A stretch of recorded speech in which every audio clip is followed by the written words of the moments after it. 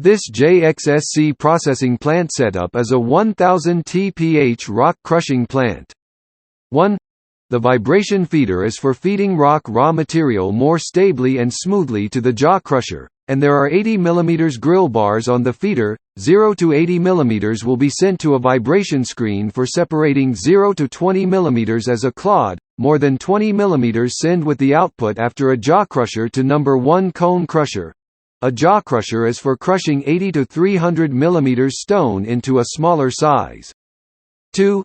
Then the number 1 cone crusher is for grinding stone to a small powder size, then send the output to a storage bin, and use 2 vibration feeders to feed to the next number 2 and number 3 cone crushers.